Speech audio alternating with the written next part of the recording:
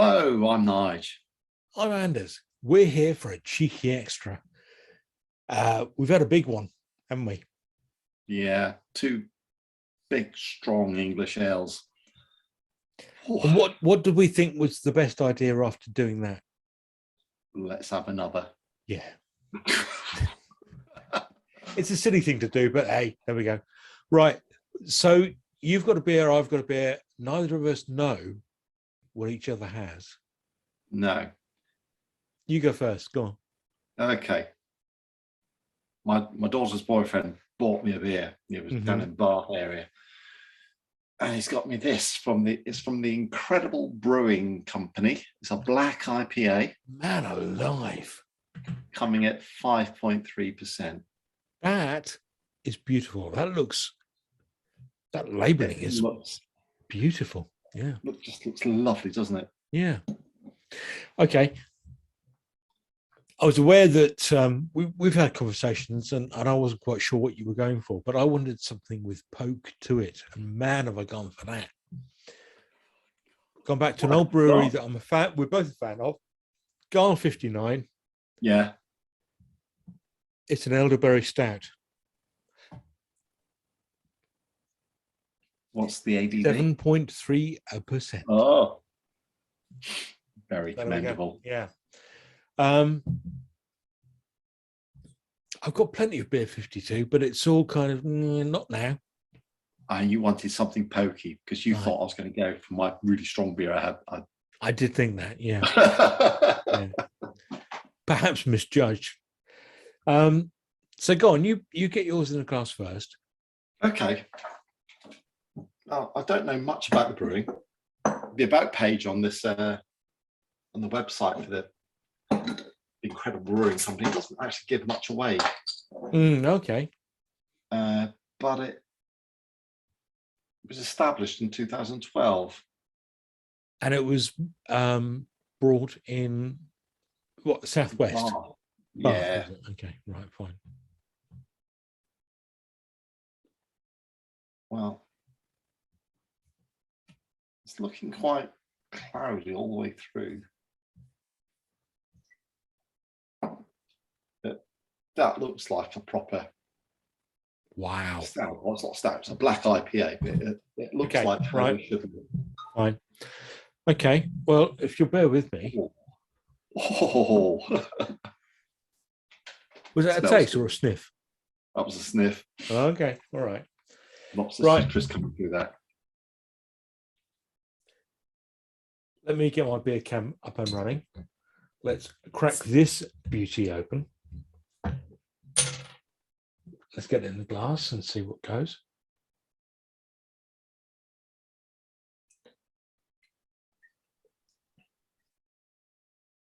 Now, elderberries make some of the finest ports because the tannin levels are so high.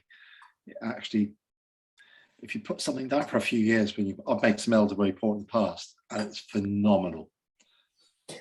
You know what, people?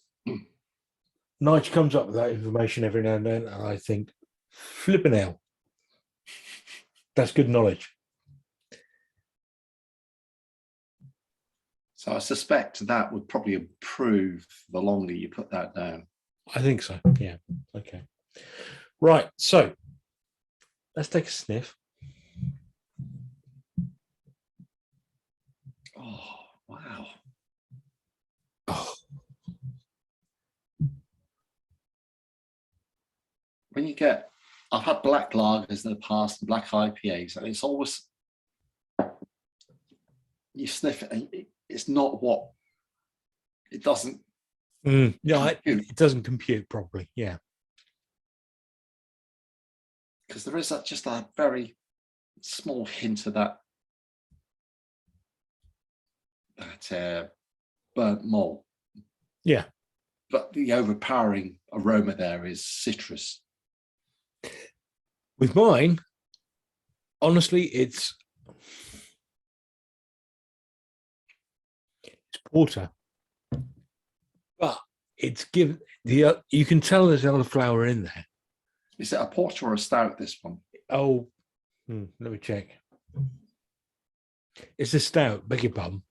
Yeah. And it does smell, has the aroma of a stout. But oh my word, that hint of elderflower just gives it a little, just gives it so much more width. I'm going Go in. on, let's Cheers. go. Go on, chin chin.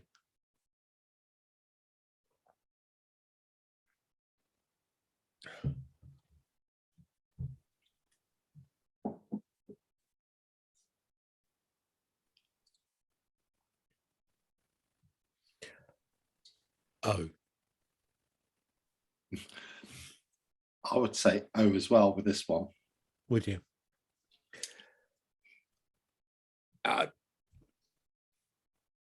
It's quite nice. It's quite nice. It's a stout. There's no two ways about that. The elderflower is there, but there's something else there. I'm not quite sure what that is. Well, it's not elderflower, it's elderberry. Elderberry, do beg your pardon.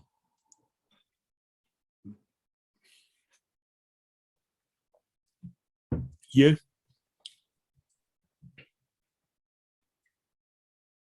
Tastes like homebrew.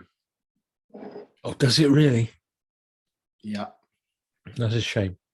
It tastes more like you got that burnt malt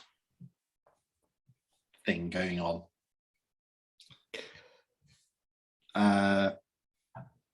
The aroma, which was lovely, hasn't really translated into the taste, and it tastes like a very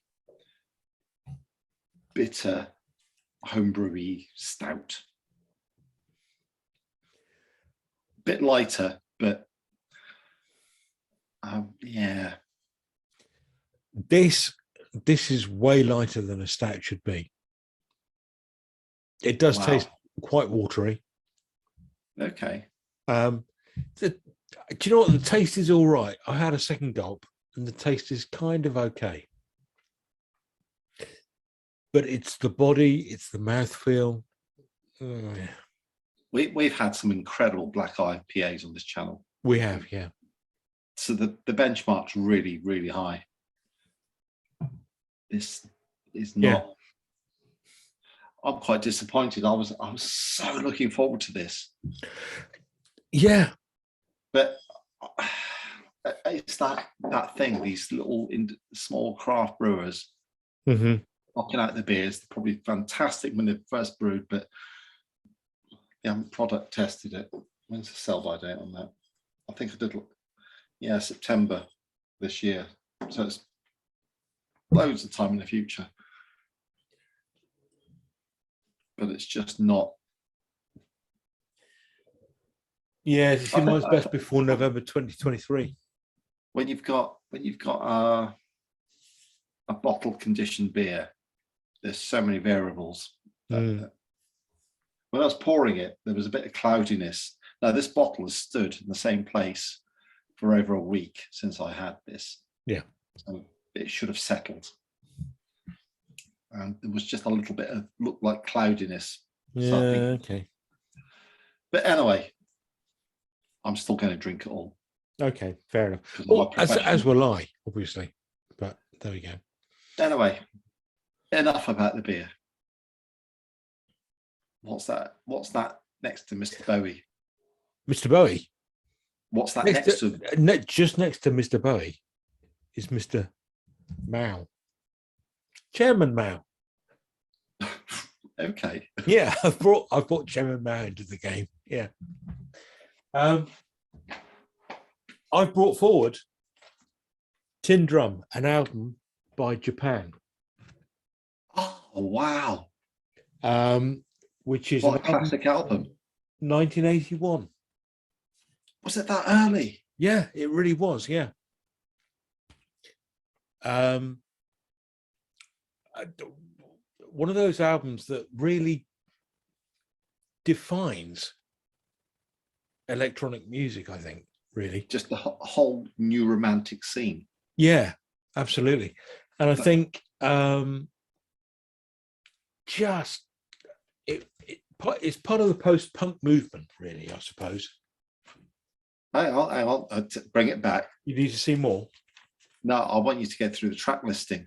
You won't know any of the songs on here other than, okay, well, it starts off, side one is The Art of Parties, Talking Drum, Canton is the final track. But the big song on this album is Ghosts. Yeah, Ghosts, yeah.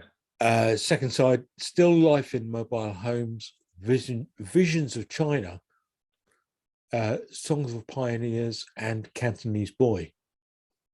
Okay, I know a couple of those songs. Yeah. I think that was probably their penultimate album, I think. And then they split, and David Sylvian, singer stroke songwriter, went off and did his own stuff, which was similar. But it makes me think of that post-punk scene in Britain, where everything splintered. Punk came along, and then we got stuff like Tin Drum, we got stuff like Killing Joke, we got stuff like what else did we get? We got a whole load of stuff.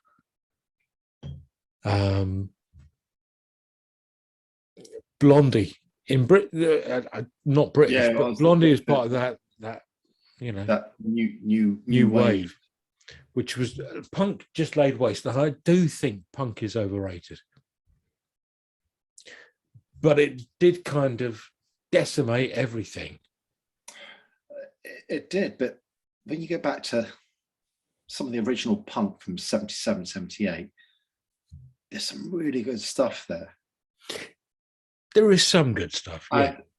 And what punk bands do nowadays is nothing reflective of what happened. Punk's evolved into something completely different now. Yeah. Because it was just stripped back rock and roll, really. Very stripped back. And I think that it was more bands like Queen and Yes and stuff that punk was rebelling against. Yeah. And there was stuff that was good. I mean, all great stuff. But like I say, I think it laid waste to a whole load of stuff. But it's almost a refinement of punk, isn't it? Oh, yeah, it is. When you got the electronics came in, and it was still that, it was desperate to be very, very different. Yeah, absolutely. I mean, if you look at all the new romantic stuff that came in, that was heavily influenced by the Bowie stroke Kraftwerk stuff. That was my growing up time when all that started coming in. Yeah. And I was so excited. In fact, some cheeky extra, I will put one of the definitive albums that shaped my listening. Okay, interesting. It was a compilation album. But okay. It was, yeah. With my hard acquired pennies from my pocket money, I bought this album. But anyway, I'll bring that to sometime far in the future. Yeah, but yeah, so we get a new wave, which includes stuff like I say, like Killing Joke. So you've got plenty of hard stuff coming in. You've got Spandau Ballet. You got Spandau Ballet before they did True and Gold and stuff like that, which is pants.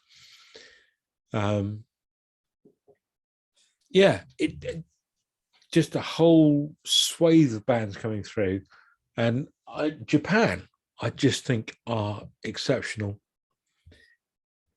for one album. I think they were an okay band, but I think they peaked with an absolute peach with Tin Drum. My favorite Japan song is actually a cover. I think it's the Second That Emotion. Oh yes, of course, yes.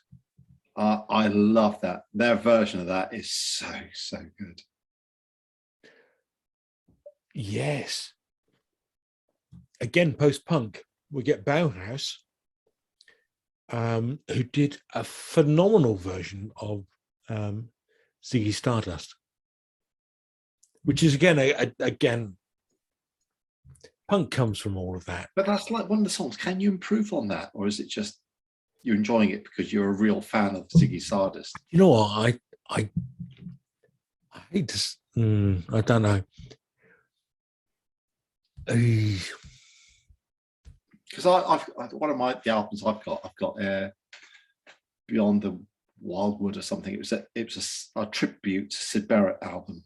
Okay, yeah. And again, this will come out in Cheeky Extra sometime. But it's all these bands doing a cover version of the Syd Barrett song. And a lot of the bands did it very differently, but a lot of the bands just tried to copy exactly what Syd Barrett did. Yeah. Not as good, because Syd Barrett is Syd Barrett. And, yes. and I think if you're going to do a cover version, you've got to really stamp your style on it and do it in your style rather than trying to copy the original. You know, I don't think the Bauhaus version was much different from the Bowie version, but it was just enough different that you knew it was Bauhaus. You knew it was Bauhaus. Yeah. So I would never say it was better, but it was an exceedingly good version of. Yeah. Excellent.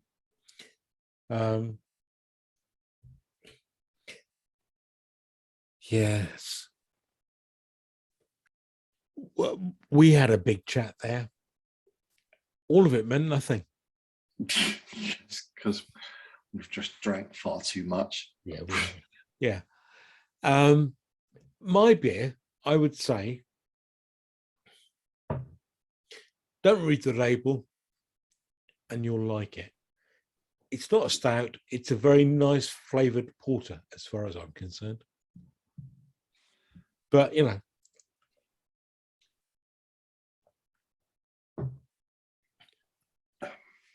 my black IPA was very disappointing. Yeah, okay. I'm sorry about that. But I'd like to try more of their beers in a better environment on the tap, because small brewers are always phenomenal. They are, yeah. But they don't translate to bottles very well. No, they don't, no. Okay, look, thanks for watching and all that. If you stay to the end, wow.